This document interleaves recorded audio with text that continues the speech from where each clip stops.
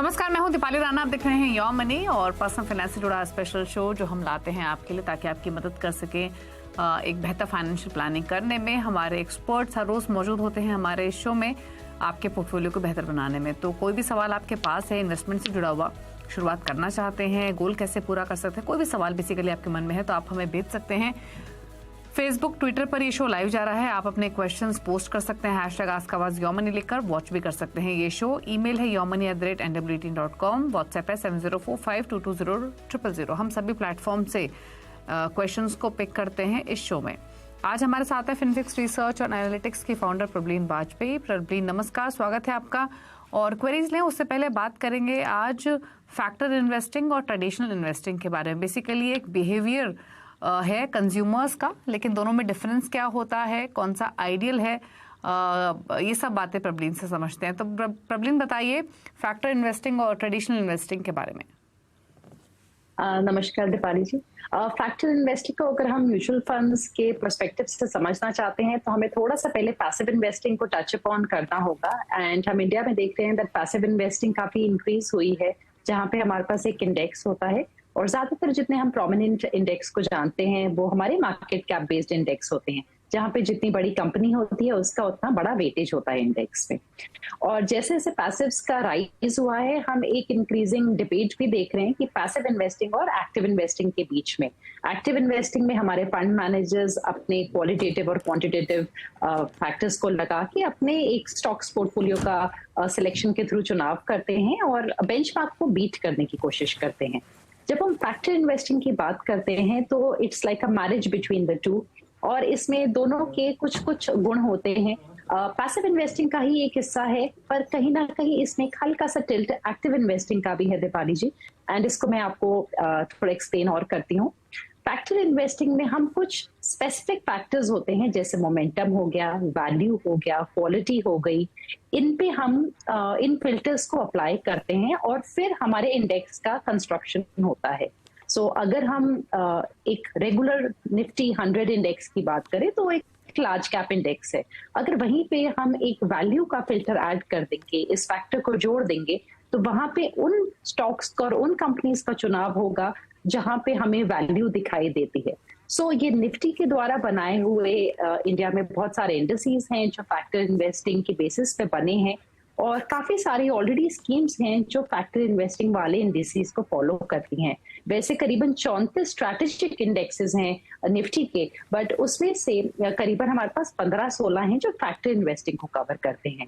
और जो यहाँ पे मैक्सिमम फोकस होता वो ये है कि या तो आपके हम रिटर्न्स को एनहांस करने की कोशिश कर रहे हैं या फिर हम रिस्क को रिड्यूस करने की कोशिश करते हैं। और अगर हम निफ्टी और डिफरेंट जो ये फैक्टर इन्वेस्टिंग बेस्ड इंडस्ट्रीज हैं इनके रिटर्न्स देखें तो दीपाली जी उससे हमें ये जो कॉन्सेप्ट है ऑफ इधर हायर रिटर्न्स और लोअर रिस्क, ये काफी अच्छे तरीके से समझ में आता है। ओके, कुछ नेम सजेस्ट करना चाहेंगे फैक्टर इन्वेस्टिंग के पर्सपेक्टिव से? दीपाली जी, आई थिंक मैं एक दो इसमें डेटा पॉइंट्स पहले शेयर कर लेती हूँ। अगर हम निफ्टी 50 के ईयर टू डेट रिटर्न्स देखें अगस्त 31 तक के तो 7.5% के करीब हैं। 5 ईयर रिटर्न्स देखें तो करीबन 12% के करीब हैं। अगर हम निफ्टी 200 मोमेंटम 30 इंडेक्स की बात करें तो उसने करीबन ईयर टू डेट 14% रिटर्न्स दिए, बिकॉज जो फैक्टर है वो मोमेंटम पे प्ले करता है, उन स्टॉक्स को पिक करता है जहां पे बहुत मोमेंटम दिखाई दे रहा है उन कंपनीज में। वैसे ही अगर हम देखें कि वैल्यू 20 इंडेक्स को हम देखें तो उसने ईयर टू डेट करीबन 11% रिटर्न्स दिए हैं। और अगर हम रिस्क के पॉइंट ऑफ व्यू से देखें तो वैल्यू इन्वेस्टिंग का जो स्टैंडर्ड डिविएशन है 5 इयर्स का वो 17% है, जबकि निफ्टी 50 का करीबन 19। सो डिफरेंट जो हमारे पास ये फैक्टर इंडिसेस हैं ये हमें different flavour of combinations of risk and return दे रहे हैं। और इनमें से जो कुछ नेम्स मैं लूंगी वो है निफ्टी 100 क्वालिटी इंडेक्स हो गया, यूटीआई का, या और कुछ एएमसीज हैं उनका मोमेंटम 230 इंडेक्स हो गया, 150 क्वालिटी 50 इंडेक्स हो गया मिड कैप में। तो ये इन्वेस्टर्स अपने पोर्टफोलियो की सूटेबिलिटी से दीपाली जी चेक कर सकते हैं। ओके, चलिए, तो ये तो बात हुई पैसिव इन्वेस्टमेंट की, फैक्टर इन्वेस्टिंग के साथ साथ ट्रेडिशनल इन्वेस्टमेंट की, और क्या स्ट्रैटेजीज ये होती हैं वो डिटेल्स आपको प्रबलीन ने बताई। लेकिन चलिए आगे बढ़ेंगे और सवालों को लेते हैं। हमारे साथ हैं गुरदीप दिल्ली से सवाल पूछने के लिए। गुरदीप जी नमस्कार, बताइए क्या क्वेश्चन है आपका?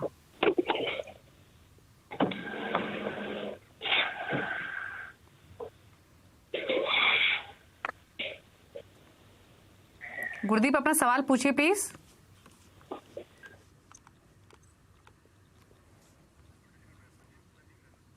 चलिए गुरदीप का फोन लाइन डिस्कनेक्ट हो गई है। दूसरे कॉलर संजीव कुमार धनबाद से हमारे साथ मौजूद हैं। संजीव जी नमस्कार, बताइए आपका सवाल क्या है? हाँ जी नमस्कार। मेरा सवाल जो है विड्रॉल से रिलेटेड है।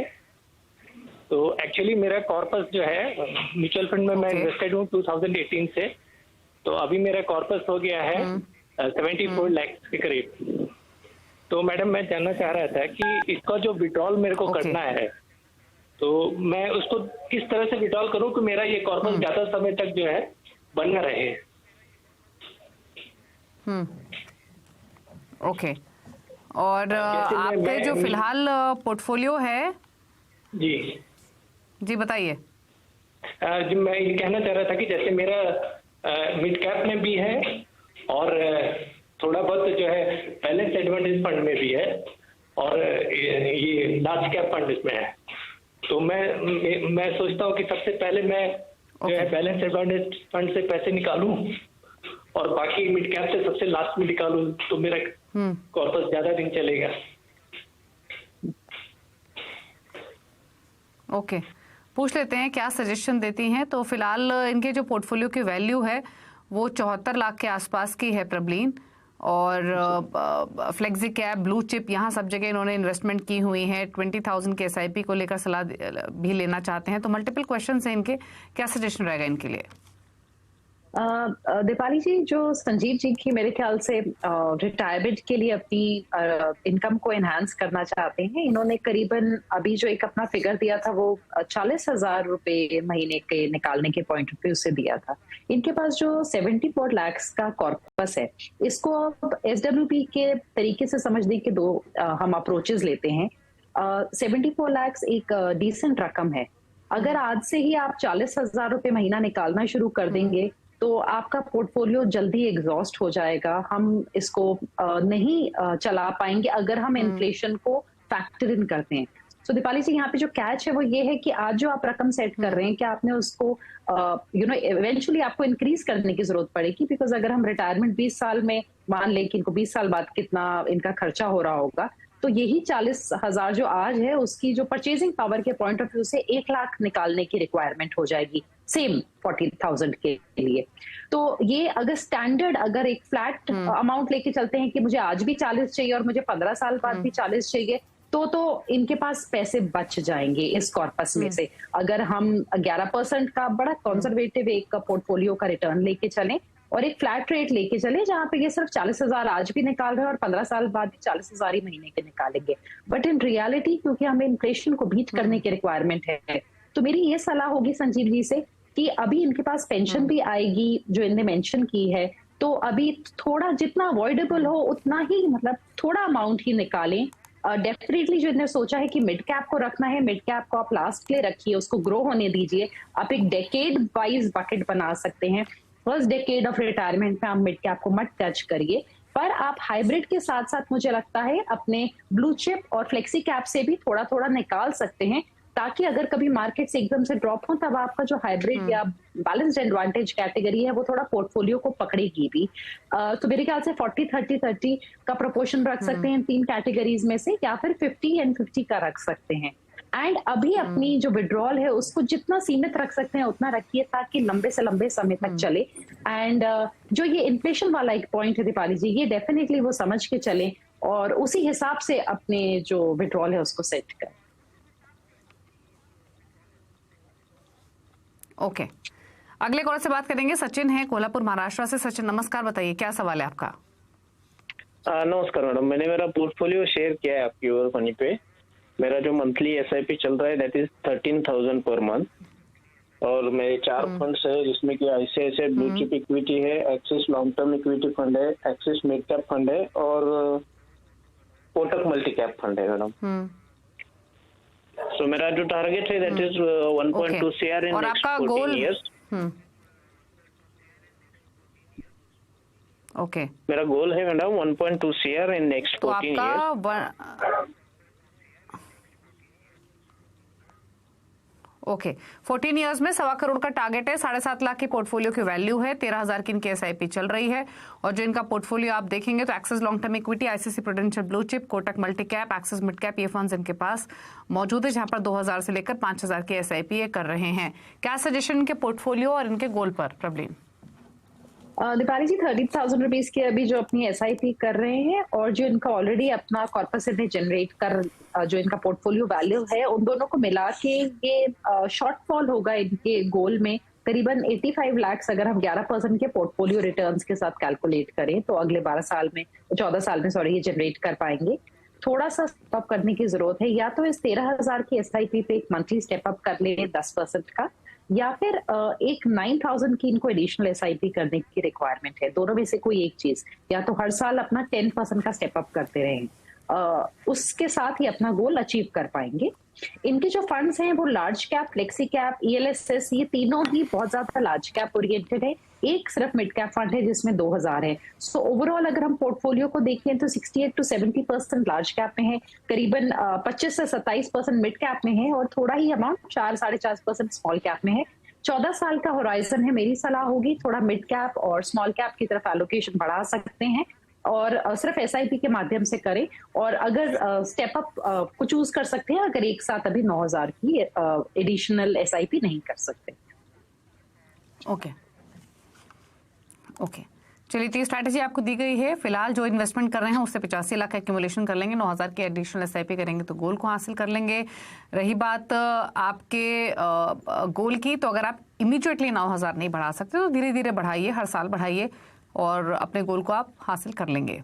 गुरदीप इनफैक्ट फोन नहीं उठा रहे हैं, तो जो डिटेल्स उन्होंने दी थी उसके बेसिस पर उनका क्वेश्चन ले लेते हैं।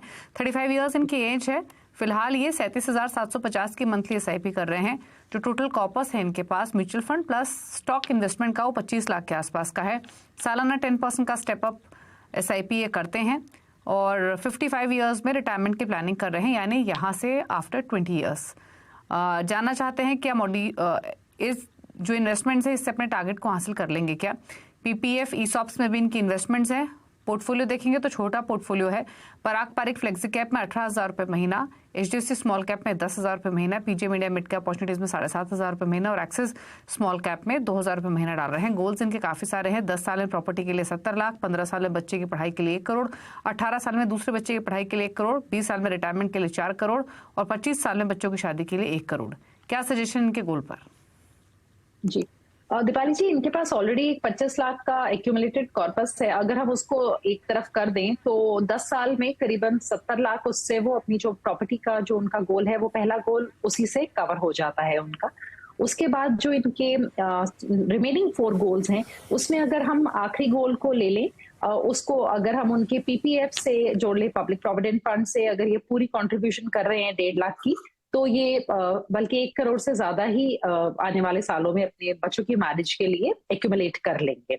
जो बीच के 3 गोल्स हैं 15 साल, 18 साल और 20 साल, ये पास में है और ये बहुत क्रूशियल गोल्स है, बच्चों की एजुकेशन और अपनी रिटायरमेंट। अगर हम इंडिविजुअली देखें तो जो 15 साल का गोल है उसके लिए करीबन 22,000 की एसआईपी करने की जरूरत है। जो 18 साल पे गोल है उसके लिए करीबन 15,000 की एसआईपी करने की जरूरत है और जो रिटायरमेंट का गोल है उसके लिए करीबन 45,000 की एसआईपी करने की जरूरत है। पर क्योंकि गुरदीप जी ने बताया है कि वो स्टेप अप ऑलरेडी करते हैं, तो अपनी 37,500 का जो उनका ऑलरेडी एग्जिस्टिंग एसआईपी है, अगर उसमें वो 10% का इजाफा हर साल कर देंगे तो भी ये 3 गोल्स उनके अचीव हो जाएंगे। और अभी हमने इनके ईसॉप्स को कंसिडर नहीं किया है, तो अगर कोई डेफिसिट होता है तो अपने ईसॉप्स को वो उस पे शामिल कर सकते हैं, बट अपने स्टेप अप के थ्रू अपने गोल्स को ये पालेंगे। 15th ईयर फ्रॉम नाउ में ये करीबन 3 करोड़ जमा कर चुके होंगे जब इनका पहला रिक्वायरमेंट होगा बच्चे के लिए, 1 करोड़ की रिक्वायरमेंट होगी एजुकेशन के लिए। ओके, तो चलिए, आपके पोर्टफोलियो पर राय दी गई है, आपके गोल पर राय दी गई है। इनिशियल गोल आप हासिल कर लेंगे। इन्वेस्टमेंट्स आपको डेफिनेटली इंक्रीज करनी पड़ेंगी अपने बाकी गोल्स को पूरा करने के लिए। रुक रहे इसी के साथ एक ब्रेक के लिए। ब्रेक के उस पार कुछ और कॉलर्स हमारे साथ मौजूद हैं, उनके क्वेश्चंस को पिक करेंगे। प्रबलिन हमारे साथ बनी हुई हैं। जल्द वापस आते हैं छोटे से ब्रेक के बाद।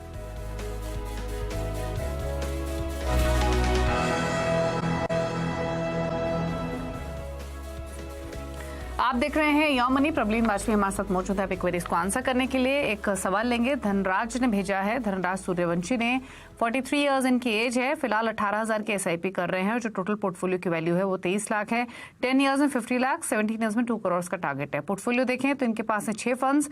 मेरे asset emerging blue chip, SBI small cap, Axis mid cap में 4,000 ईच इन्वेस्ट कर रहे हैं। Axis long term equity, PGIM India flexi cap, ICICI Pru blue chip में 2,000 ईच कर रहे हैं। क्या सजेशन इनके पोर्टफोलियो पर प्रबलीन? जी, पोर्टफोलियो का पहले बात करते हैं दीपाली जी। एक तो इनके पास भी काफी जो इनका एलोकेशन है वो लार्ज कैप की तरफ काफी इंक्रीज्ड है because of the flexi cap and ELSS fund. ELSS में सिर्फ 2,000 डाल रहे हैं अपने टैक्स सर्वे में। अगर टैक्स सेविंग की रिक्वायरमेंट इनकी पीपीएफ और ईपीएफ से पूरी हो रही है तो इसको स्टॉप कर सकते हैं और अपने जो अभी ऑलरेडी इनके फंड्स हैं उसमें मिड कैप और स्मॉल कैप की तरफ थोड़ा सा एलोकेशन 1,000 से बढ़ा सकते हैं। थोड़ा सा क्लटर फ्री भी हो जाएगा बिकॉज अमाउंट के हिसाब से ऑलरेडी इनके पास 6 फंड्स इकट्ठे हो गए। जो इनके गोल्स हैं, इनका पहला गोल काफी अचीवेबल है। 50 लाख इनको 10 साल बाद चाहिए और अभी जो इनके पास ऑलरेडी थोड़ा सा एक्यूमुलेटेड अमाउंट है उसके साथ अपनी एसआईपी के साथ ये करीबन तब तक 65 लाख जमा कर लेंगे जिसमें से आराम से ये अपने 50 लाख का यूज कर सकते हैं। और फिर उस इन्वेस्टमेंट को अगर हम कंटिन्यू रखते हैं तो 17 साल में अपनी एसआईपी के साथ थोड़ा सा लक्ष्य में डेफिसिट आएगा इनके, जिसके लिए इनको एक 10,000 रुपए की एडिशनल एसआईपी करने की रिक्वायरमेंट है। तो पहला गोल इनका अचीव हो रहा है। सेकेंड गोल के लिए डेफिसिट है 10,000 रुपए का। अगर एक साथ अभी अपनी एसआईपी नहीं कर सकते हैं इंक्रीज 10,000 से तो अगेन दीपाली जी यहाँ पे इनके लिए जो रूट है स्टेप अप एसआईपी का वो चुन सकते हैं जिसमें 7% की करीबन अपनी स्टेप अप एसआईपी ये कर ले। उससे भी ये अपना लक्ष्य जो है 2 करोड़ का 17 साल में उसको अचीव कर लेंगे। पर एक बार अपने ईएलएसएस फंड को रिव्यू कर ले रिक्वायरमेंट है या नहीं एंड अकॉर्डिंगली डिसाइड करें। ओके, चलिए, तो आपके पोर्टफोलियो पर सलाह दी गई है और अकॉर्डिंगली आप स्ट्रैटेजी बनाइए। आपके फंड्स की अगर बात करें तो आप अपने लक्ष्य को हासिल कर सकेंगे इस इन्वेस्टमेंट से और 2 करोड़ के टारगेट के लिए थोड़ा एसआईपी आपको इंक्रीज करनी पड़ेगी। एल्स 1 करोड़ के आसपास का एक्यूमुलेशन आप कर सकेंगे। ये सजेशन आपके लिए। गिरीश कुमार का सवाल लेंगे। इन्होंने ईमेल के थ्रू सवाल भेजा है। 20,000 की एसआईपी चल रही है, 10.5 लाख पोर्टफोलियो की वैल्यू है, 12 ईयर्स में 2 करोड़ का टारगेट है। फंड्स देखें तो 4 फंड्स हैं इनके पास। मेरे asset emerging blue chip, HDFC mid cap opportunities, Kotak equity, emerging equity और एसबीआई स्मॉल कैप, चारों में 5,000 ईच डाल रहे हैं। इस तरीके से इनका 20,000 पर मंथ की एसआईपी हुई। क्या सजेशन रहेगा इनके लिए प्रबलीन? जी, बहुत अच्छा छोटा सा पोर्टफोलियो है दीपाली गिरीश जी का यहाँ पे। और अभी जो इनका पोर्टफोलियो वैल्यू है और एसआईपी को अगर हम देखें तो ये नेक्स्ट 12 इयर्स में करीबन 1 करोड़ जमा कर पाएंगे। तो इनका जो टारगेट है उसमें डेफिसिट है और अगर उनको एक साथ पैसे डालने हैं तो इनको अपनी एसआईपी को काफी इंक्रीज करना है। करीबन अभी इनकी 20,000 जारी है, तब इनको ओवरऑल एसआईपी 55,000 की करने की जरूरत है, यानी कि 34-35,000 से अपनी एसआईपी को इंक्रीज करने का रिक्वायरमेंट है जो एडिशनल 1 करोड़ का डेफिसिट है उसके लिए। तो अगर एक साथ नहीं तो अगेन स्टेप अप का रूट लेके ग्रेजुअली अपनी एसआईपी को इंक्रीज कर सकते हैं। अदरवाइज जैसे जैसे टाइम कम होगा बिकॉज इनका जो लक्ष्य है वो बहुत ज्यादा दूर नहीं है इन टर्म्स ऑफ ईयर्स, 12 साल ही है। तो बेटर है कि मुझे लगता है कि एक साथ जितना इंक्रीज कर सकते हैं स्टेप अप थोड़ा बड़े परसेंटेज में करके इन्वेस्टमेंट अपनी आगे कंटिन्यू करें। अच्छा प्रबलीन, अगर जैसे आपने कहा 55,000 की एसआईपी लगेगी, अगर ये इमीडिएटली भी इंक्रीज करते हैं या थोड़े अमाउंट से इंक्रीज करते हैं तो जो इनके पास 4 फंड्स हैं उसी में ये ऐड करें या नए फंड्स भी ऐड कर सकते हैं? फंड्स के नेम्स अगर आप कुछ इन्हें सजेस्ट कर सके, जैसे आपने कहा कि मिड कैप फंड्स जोड़ सकते हैं, तो कुछ चॉइसेस बताइए प्लीज इनको। दीपाली जी, इनके पास ऑलरेडी 2 मिड कैप फंड हैं और दोनों ही काफी अच्छे हैं और 12 साल का होराइजन है। तो मिड कैप और स्मॉल कैप की तरफ अगर हम देखें तो 3/4 पोर्टफोलियो, इनफैक्ट 3/4 से ज्यादा पोर्टफोलियो इनका मिड एंड स्मॉल में है बिकॉज इनके पास जो मिराय का भी फंड है वो लार्ज एंड मिड है। अगर अपने फंड में थोड़ा सा ये एक कोर के पॉइंट ऑफ व्यू से एडिशन करना चाहते हैं तो मेरे ख्याल से एक निफ्टी 50 इंडेक्स को जोड़ सकते हैं। एक पैसिव फंड इनके फंड एक तो पोर्टफोलियो में जुड़ जाएगा और एक लार्ज कैप का बहुत clear allocation to the bigger companies वो मिल जाएगा। अदरवाइज इनका ऑलरेडी बहुत वेल कवर्ड है in the mid and the small cap space portfolio. तो अगर इंक्रीज करें एलोकेशन तो इन्हीं फंड्स में करें? जी, इन्हीं में एडिशनल एलोकेशन ये ले सकते हैं along with the passive strategy. मेरे ख्याल से निफ्टी 50 सही रहेगा। Okay, Nifty 50 index fund add कर सकते हैं। बाकी अगर आप इंक्रीज करते हैं अपना एलोकेशन तो इन्हीं फंड्स के साथ कर सकते हैं। चलिए अब पूछ लेते हैं प्रबलीन के टॉप 4 फंड्स उन व्यूअर्स के लिए जो प्रबलीन की चॉइस के साथ पोर्टफोलियो क्रिएट करना चाहते हैं। प्रबलीन, कौन से 4 फंड्स चुने हैं और क्या reason, plus long term horizon के हिसाब से ही देखें इन्वेस्टर्स इन फंड्स को? जी, जो पहला फंड है दीपाली जी, एकदम सिंपल स्ट्रैटेजी, निफ्टी 50 इंडेक्स किसी भी फंड हाउस जो इन्वेस्टर्स को पसंद है उससे चुन सकते हैं। थोड़ा सा ट्रैकिंग एरर का ध्यान रखने की जरूरत होती है कि बेंचमार्क जो है हमारा निफ्टी 50 उससे कितना आगे पीछे हो रहा है फंड, पर जो इसमें कॉन्सेप्ट है वो ये है कि जो आपका फंड है वो निफ्टी 50 के रिटर्न्स को ही रेप्लिकेट करेगा। एक लो कॉस्ट स्ट्रैटेजी है स्पेशली उनके लिए जिनको अपने पोर्टफोलियो का कोर बनाना है दीपाली जी, बिकॉज हमें एक लार्ज कैप फंड चाहिए होता है और मेरे ख्याल से ये एक अच्छा तरीका है अपने लॉन्ग टर्म के लिए लार्ज कैप्स को जोड़ने का। सेकेंड चॉइस मेरी है SBI magnum mid cap fund. Mid cap space में एक अच्छा फंड है। अभी इनका AUM करीबन 9,000 करोड़ के करीब है। Bottom up growth approach along with focus on quality इसको लेके चलते हैं ये। एंड मेरे ख्याल से in the mid cap space stock picking जैसे हम लोग बोलते हैं जिनका काफी लंबे समय का पोर्टफोलियो है वो पैसिव स्ट्रैटेजी भी उठा सकते हैं, पर जहां पे कोई एक्टिव फंड लेना चाहता है वहां पे I think SBI is one of the good active funds mid cap space में। तीसरा जो चॉइस है वो है कोटक का मल्टी कैप। मल्टी कैप इसलिए दिवाली जी बिकॉज जो लोग पैसिव स्ट्रैटेजी से अपना पोर्टफोलियो बनाते हैं जैसे लार्ज कैप और मिड कैप में अगर आपने पैसिव्स लिए तो पैसिव्स में कुछ गैप्स छूट जाते हैं मार्केट कैप बेस्ड इन्वेस्टिंग की वजह से, वो आपको एक्टिव फंड्स पूरा कर देते हैं उन गैप्स को। और मेरे ख्याल से मल्टी कैप एक अच्छी चॉइस रहती है जो तीनों आपको मार्केट कैप्स का मिनिमम 25% एलोकेशन दे देती है। तो again I think this can be a good addition passive funds के साथ। एंड ये सारे लॉन्ग टर्म के फंड्स हैं। पर जो चौथा फंड है वो उन लोगों के लिए है जो करीबन 5 से 6 साल 4 से 6 साल इनफैक्ट का होराइजन रखते हैं, बहुत ज्यादा जोखिम नहीं उठाना चाहते और थोड़ा सा मिक्स लेना चाहते हैं।